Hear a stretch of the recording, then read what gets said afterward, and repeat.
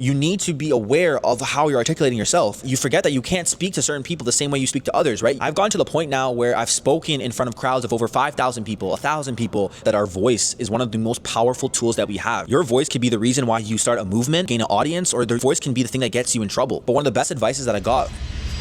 So I've realized something very important that really changes how people perceive you. It's not your intelligence, it's not your skills, it's actually how you speak. And the unfortunate truth is a lot of people don't realize that they're missing out on so many opportunities because they're not able to articulate themselves correctly. So in today's video, we're going to talk about how you can articulate yourself effectively as a high performer and get the opportunities that you were always destined to have. So the first thing I want you to understand is that your environment will really play a role in how you speak. Depending on where you grow up around the world, like you probably noticed that your environment has a typical amount of slang. You might say something that's completely different from someone else. So for example, me, I love to listen to rap music, and some of my favorite rap artists come from the UK or New York in particular. And I've noticed that when you listen to them rap about certain things, I mean, the UK all have their own slang, and I'm not from the UK, but you hear things like bruv, innit, mandem, like that's completely different from what people in New York might say. I'm not jacking it, jit. Like you'll hear all these different slangs and these different verbiages, and what people miss is how important your environment is on shaping how you articulate yourself on the whole. So when I was in high school, I noticed that I was someone who used a ton of slang. It became very normalized within my high school to use slang because everybody around me sort of talked with the slang. When I look back at some of these videos, I kind of cringe, and it's so funny because I see some of these high school kids today using some of the similar slang that I used to use, but this is the first thing that might be holding you back from articulating yourself a lot more correctly. And you have to be very careful about how you're navigating your dialogue and dialect within certain environments. Yes, you might be from Memphis, for example. People in Texas don't speak the same as people in Memphis. Or you might be from New Zealand and you won't sound the exact same as someone from Australia or Scotland. And you sort of get what I mean, right? It's hard to really understand that when you're living in the environment because everything feels very normalized, but the slang that you use is different depending on where you are. And I'm not talking about an accent, right? An accent is completely different. That is something that has been formed very thoroughly throughout your environment, and you've learned to articulate yourself based on what you've heard and the people around you. I'm talking more specifically about the slang. And this is one of the first pillars that holds a lot of people back, because if you're constantly using slang in certain dialects and certain settings, you're coming across as less competent in your own dialect and dialogue. If I use slang from Toronto, for example, you're going to associate me with that environment, but at the same time, subconsciously, you might perceive me to be a little less different. And this might be a hard pill for a lot of people to swallow because you feel so accustomed to that slang and it feels very normalized. And like I always say, the issue is a lot of people get stuck in that verbiage that they've been using. You forget that you can't speak to certain people the same way you speak to others, right? And another thing I'm going to talk about later in this video is knowing your audience. But before I get there, I want to really emphasize that you need to be aware of how you're articulating yourself, and speaking properly comes from being able to recognize how sometimes the slang that you use on a day-to-day basis might be holding you back. And funny enough, when I think back to myself and me navigating my own public speaking journey, I've gotten to the point now where I've spoken in front of crowds of over 5,000 people, 1,000 people. I've been invited to speak on stages. I've been invited to host events, and that was all because of my ability to publicly speak in front of an audience. But the first way I started to get really good at public speaking and noticed that I had to be very careful with my selection of words was when I was driving to soccer practices with my dad. So oftentimes when I was in the car, my dad would ask me certain questions about my day and how things were going on within my life, and I would constantly answer him with like, or I would use like certain slang words. And every single time I would use those words, he would constantly re-ask the question and repeat himself. And basically what he was trying to do there was trying to get me to speak properly when we were communicating back and forth, because he knew that I would have to be in rooms and spaces where I had to use my dialect correctly. I had to be able to articulate myself to get what I want. And I even think back to even when I was younger, now that I think about this more deeply, when I was going to order things from what I wanted, or when I was at the doctor's office, like I would be the one communicating. I would be sharing with the physician or the person who worked at a restaurant what I wanted, because he was teaching me how to be articulate and demand what I want out of life. And it goes back to what I was saying earlier about the whole slang, right? You might be using slang that's hindering you from speaking correctly. And I'm not telling you to change yourself completely, right? Because I know some of you are going to roll your eyes and think, oh man, that's how I talk. That's the environment I raise in. That's how me and my friends speak.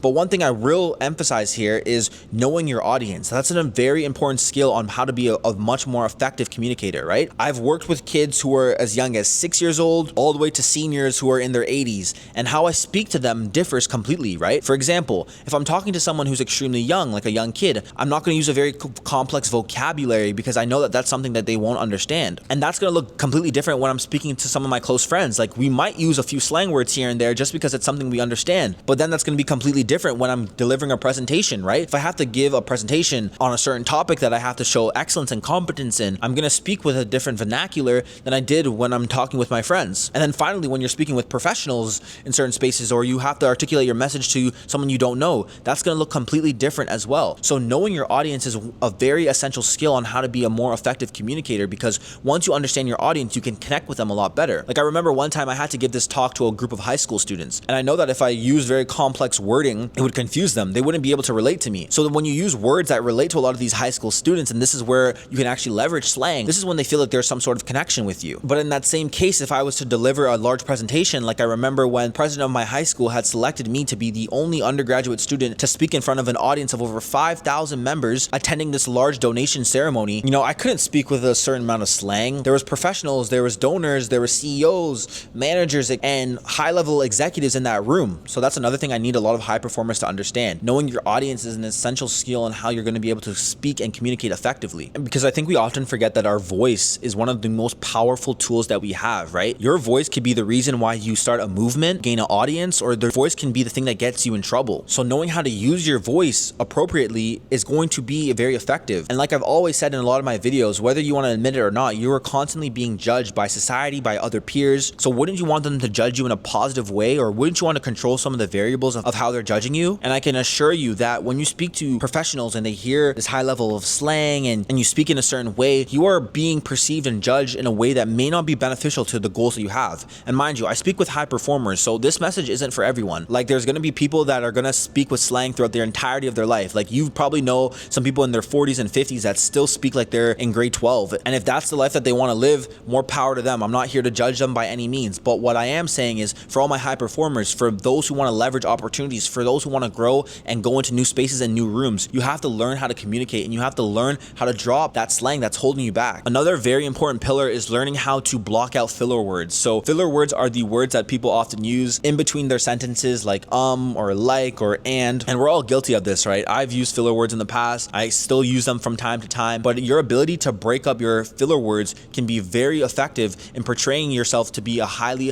effective communicator. As you're able to get rid of those filler words, you're able to portray yourself as a more competent and professional speaker. And the reason why a lot of us use filler words is because we speak so fast, so we feel like we have to always fill the dead space with words. Like if you're talking in a conversation and in between the pauses, you might say things like or just to kind of recalibrate yourself and think clearly on what you're going to say next. But one of the best advices that I got from breaking through of these filler words is learning how to pause when you speak. The issue that a lot of us have is we feel that silence is this awkward thing, but when you speak with clarity and conviction, you can use pauses and inflections to really communicate your message more profoundly. So for example, as I'm speaking through content creation, as I want to hone in on certain particular points, I could say something very dramatic and then go through a dramatic pause. And in that pause, like I just did, I don't have to say or think of a filler word to fill that space. I could just leave the dead silence, allow my breath to catch up, and then be able to speak again. We get so passionate sometimes, and I'm sure you've met a lot of people who've stuttered or struggled with stuttering. Maybe you struggle with that as well. Funny enough, I actually used to have a stuttering issue when I was a lot younger, but the way to break free of that is to really just slow down. You don't have to think of your words like a script in your head and try to memorize the things that you're trying to say, but if you talk a little bit slower, if you're able to be a little bit more direct with the wording that you're using, this could help you a lot. And especially leveraging the pauses, this will prevent you from using these constant filler words to fill in the silence. Another thing with being a very competent speaker will come to your vocabulary and your vernacular. Like, what are the words that you're using on a constant basis to allow you to expand your message? For example, are you using the same synonyms over and over and over again? Because what happens is those become redundant. But when you can expand your vocabulary, then you have way more words to pull on and you can be more effective in your communication skills. Like, one thing that's beautiful about the English language is you'll learn that there is a ton of words to describe the things that you want to describe. But the issue is you've been using the same words over and over again, that your vocabulary is very capped. So one of the best ways you can expand your vocabulary is actually through reading. I love to read. A lot of you guys know I recommend a lot of books for you. And one of my favorite things that I do throughout my reading is when I come across a new word, I actually go online and I search it up. I search up what it means,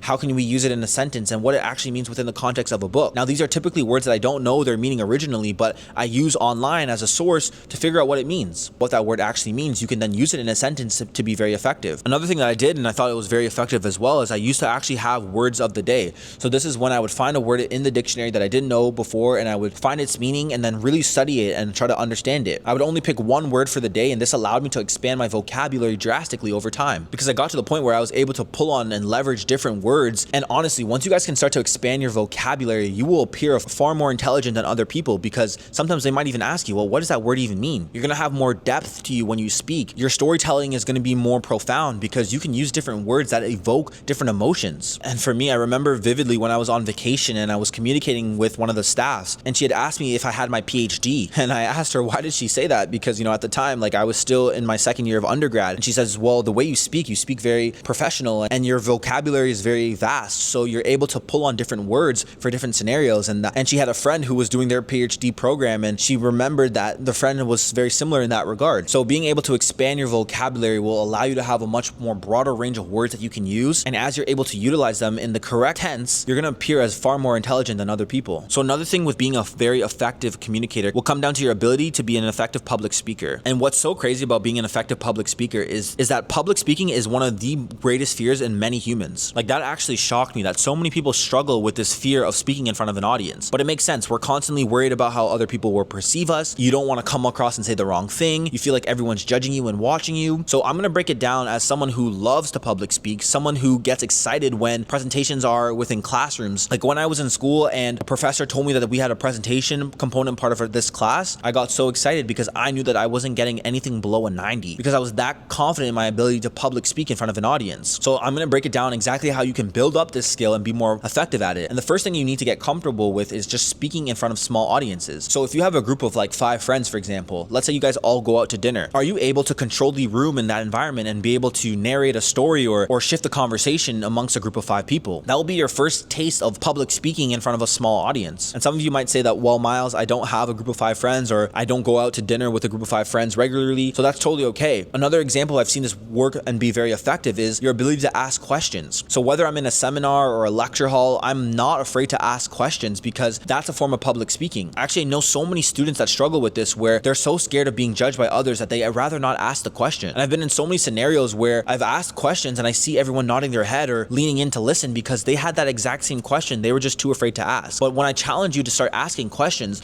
especially in a public setting, that's going to give you the confidence to be able to articulate yourself in front of people that you don't know. What we suffer with most is feeling judged by others, but I want to be very clear. Think back to when you were in a setting where someone had asked a question towards a group. Did you immediately judge that person for that question? Chances are you probably weren't even thinking about that question, right? Because we were constantly in our own heads. So the same thing is going to apply to you. When you're asking these questions, there's usually 1 or 2, 3 things that happen. Number 1, you ask a question that was so good that either the person who's in charge acknowledges, like, hey, that's a great question, thank you for asking it, and then they proceed to give you a great response. And then you get that confidence about your question. Another thing that's going to happen is you're going to ask a question that someone else had in the room but was too afraid to ask. And they may not tell you that they were too afraid to ask, or that they had that exact same question, but they will appreciate you because you had the courage to ask when they didn't. And then the third thing that could happen, and this is in rare cases only, you might be asking a question that might come off as redundant or something that they've already answered. However, what that's actually going to do is going to prompt you to actually be more attentive and become a more effective listener. That way, the next time it's your turn to ask a question, you'll be very conscious and be very aware of asking a proper question rather than asking a question that has already been answered. And slowly but surely, you'll gain this confidence of being able to speak in front of a group of people that you don't know, because that's really what public speaking is. And then you might get the chance to actually lead a room or public speak in front of an audience. And that's where you can start to build that confidence of becoming a more efficient and effective public speaker. Like, when I think back to myself,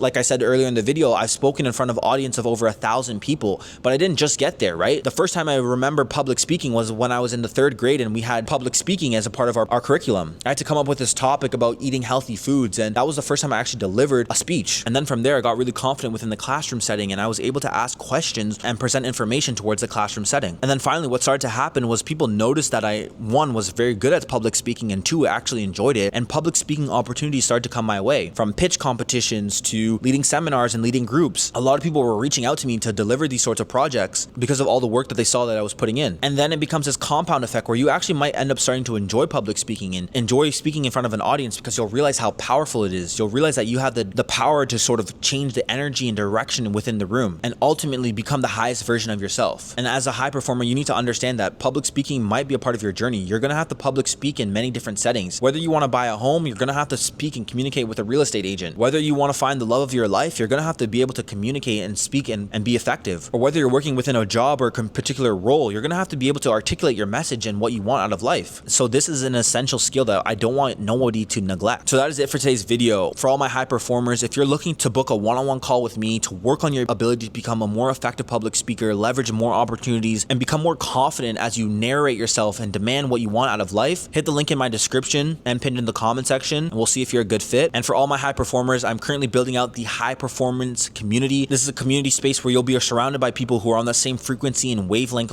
as you are, people who are aspiring to go after their goals, who are looking to leverage these topics more in depth. The waitlist for that community will also be in my description, so check that out. And you know what I always say, make sure to always believe that you will achieve. My name is Miles Leslie, aka Mr. High Performance, and I'll see you in the next one.